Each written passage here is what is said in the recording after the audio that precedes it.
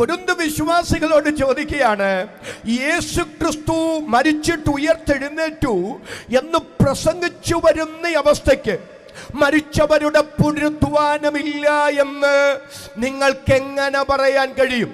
അപ്പൊ ഈ മരിച്ചവർ ഉയർക്കാതിരിക്കണമെങ്കിൽ, ഒരു നിത്യത ഇല്ലാതിരിക്കണമെങ്കിൽ, ഇവിടം കൊണ്ടെല്ലാം അവസാനിക്കണമെങ്കിൽ യേശു ക്രിസ്തു ഉയർത്തെഴുന്നേൽക്കാതിരിക്കണം. എന്നാൽ യേശു ക്രിസ്തു ഉയർത്തെഴുന്നേറ്റോ? യേശു ക്രിസ്തു ഉയർത്തെഴുന്നേറ്റു. യേശു ക്രിസ്തു ഉയർത്തെഴുന്നേറ്റു എന്നത് 100% ഉറപ്പാണെങ്കിൽ മാത്രമേ മരിച്ചവർ ഉയർക്കൂ എന്ന് ഉറപ്പാവുകയുള്ളൂ. മണ്ണിനപ്പുറത്തൊരു നിത്യതയുണ്ടെന്ന് വ്യക്തമാകപ്പെടുകയുള്ളൂ. അധരം തുറന്ന് ദൈവത്തിന് സ്തോത്രം പറയാൻ എത്ര പേർക്ക് ഈ രാത്രി മനസ്സുണ്ട്? അതുകൊണ്ട് ഒരു താത്വികനെ പോലെ യേശു ക്രിസ്തുവിന്റെ ഉയർത്തെഴുന്നേൽപ്പെന്ന മഹാസത്യത്തെ ധന്യനായ പൗലോസ്ലീഹ ഇവിടെ അവതരിപ്പിക്കുകയാണ്. ഒന്നാമത്തെ ചോദ്യം പൗലോസ് ചോദിക്കുന്നു, യേശു ക്രിസ്തു ഉയർത്തെഴുന്നേറ്റോ? ഉയർത്തെഴുന്നേറ്റു. എന്താണ് അതിന്റെ തെളിവ്? അതിന്റെ ഒന്നാമത്തെ തെളിവ് കൊരിന്ത് സഭയോട് പൗലോസ് പറയുന്നു, നിങ്ങൾ കേട്ട സുവിശേഷമെന്ന് ഓർമ്മിച്ചു നോക്കിക്കേ. 15-ാം അധ്യായം അതിന്റെ 1-2 വാക്യങ്ങൾ. 15-ാം അധ്യായത്തിന്റെ 1-2 വാക്യങ്ങൾ. എന്നാൽ സഹോദരന്മാരെ, ഞാൻ നിങ്ങളോട് സുവിശേഷിച്ചതും നിങ്ങൾക്ക് ലഭിച്ചതും നിങ്ങൾ നിൽക്കുന്നതും നിങ്ങൾ വിശ്വസിച്ചതും വ്രതാവല്ലെന്ന് വരികിൽ നിങ്ങൾ രക്ഷിക്കപ്പെടുന്നതുമായ സുവിശേഷം നിങ്ങൾ പിടിച്ചുകൊണ്ടാൽ ഞാൻ ഇന്ന വിധം നിങ്ങളോട് സുവിശേഷിച്ചിരിക്കുന്നു എന്ന് നിങ്ങളെ ഓർമ്മിപ്പിക്കുന്നു. ഞാൻ ഇന്ന വിധം നിങ്ങളോട് സുവിശേഷിച്ചിരിക്കുന്നു എന്ന് ഞാൻ നിങ്ങളെ ഓർമ്മിപ്പിക്കുന്നു. എന്താണ് ഇതിന്റെ അർത്ഥം? കൊരിന്ത് പട്ടണത്തിൽ കർത്താവിന്റെ വേലയിൽ പൗലോസ് വ്യാപൃതനായിരിക്കുമ്പോൾ കർത്താവ് അദ്ദേഹത്തോട് പറയുന്നു, നീ ഭയപ്പെടാതെ പ്രസംഗിക്കുക. ഈ പട്ടണത്തിൽ എനിക്ക് വലിയൊരു കൂട്ടം ജനമുണ്ട്. പൗലോസ് പറയുകയാണ്, ഞാൻ അന്ന് പ്രസംഗിച്ച ആ സുവിശേഷമുണ്ടല്ലോ, നിങ്ങൾ അതൊന്ന് ഓർത്തു നോക്കിക്കേ. നിങ്ങൾ എന്തെങ്കിലും വെറുതെ കേട്ടിട്ട് വന്നതല്ലല്ലോ.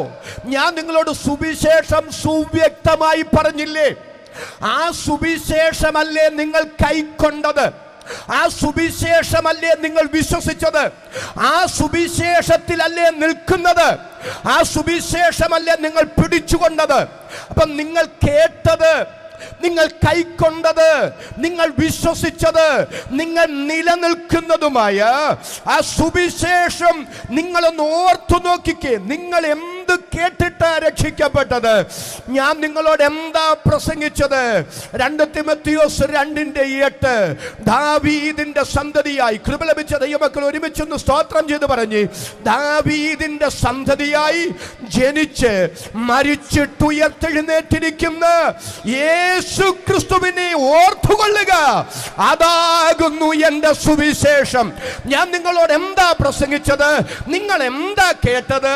നിങ്ങൾ എന്താ കൈക്കൊണ്ടത്? നിങ്ങൾ എന്താ വിശ്വസിച്ചത്? നിങ്ങൾ ഏതു സുവിശേഷത്തിലാണ് നിൽക്കുന്നത്? നിങ്ങൾ കേട്ട സുവിശേഷം, ഞാൻ പ്രസംഗിച്ച സുവിശേഷം, നിങ്ങൾ കൈക്കൊണ്ട സുവിശേഷം, നിങ്ങൾ വിശ്വസിച്ച സുവിശേഷം, നിങ്ങൾ നിലനിൽക്കുന്ന സുവിശേഷം, ആ സുവിശേഷം ഇതാണ്. ദാവീദിന്റെ സന്തതിയായി ജനിച്ച് മരിച്ചിട്ട് ഉയർത്തെഴുന്നേറ്റിരിക്കുന്ന യേശു ക്രിസ്തുവിനെ ഓർത്തുകൊള്ളുക. അതാകുന്നു സുവിശേഷം. അല്ല, നിങ്ങൾ ഏറ്റുപറഞ്ഞ ആ വിശ്വാസവാചകമെന്ന് ചിന്തിച്ചു നോക്കിക്കേ.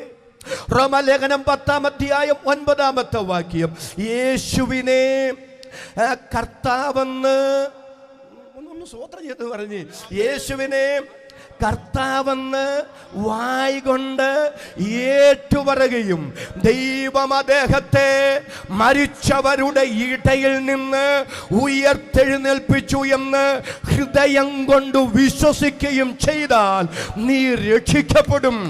എന്തു പറഞ്ഞിട്ടാ രക്ഷിക്കപ്പെട്ടത്? യേശു കർത്താവാണെന്ന് എന്തു വിശ്വസിച്ചപ്പോഴാണ് രക്ഷിക്കപ്പെട്ടത്? യേശു ക്രിസ്തുവിനെ പിതാവായ ദൈവം മരിച്ചവരുടെ ഇടയിൽ നിന്ന് ഉയർത്തെഴുന്നേൽപ്പിച്ചു എന്ന് ഹൃദയപൂർവം വിശ്വസിക്കുമ്പോഴാണ് ഒരാൾ രക്ഷിക്കപ്പെടുന്നത്. അങ്ങനെയാണെങ്കിൽ പൗലോസ് പറയുന്നു, യേശു ക്രിസ്തു ഉയർത്തെഴുന്നേറ്റോ? എന്താണ് അതിന്റെ തെളിവ്? അതിന്റെ തെളിവ് സുവിശേഷമാണ്. ഞങ്ങൾ പ്രസംഗിച്ച സുവിശേഷം, നിങ്ങൾ കേട്ട സുവിശേഷം, നിങ്ങൾ കൈക്കൊണ്ട സുവിശേഷം, നിങ്ങൾ വിശ്വസിച്ച സുവിശേഷം, നിങ്ങൾ നിലനിൽക്കുന്ന സുവിശേഷം. അതരം തുറന്ന് ശക്തിയോടെ രാത്രി ദൈവത്തിന് സ്തോത്രം പറയാൻ എത്ര പേർക്ക് മനസ്സുണ്ട്? അവർക്കായി ഞാൻ ദൈവത്തെ സ്തുതിക്കുന്നു. ഒന്നാം ഭാഗത്തോട് ഞാൻ വിട പറയുന്നു. സുവിശേഷമാണ് ക്രിസ്തുവിന്റെ ഉയർപ്പിന്റെ ഒന്നാമത്തെ തെളിവ്.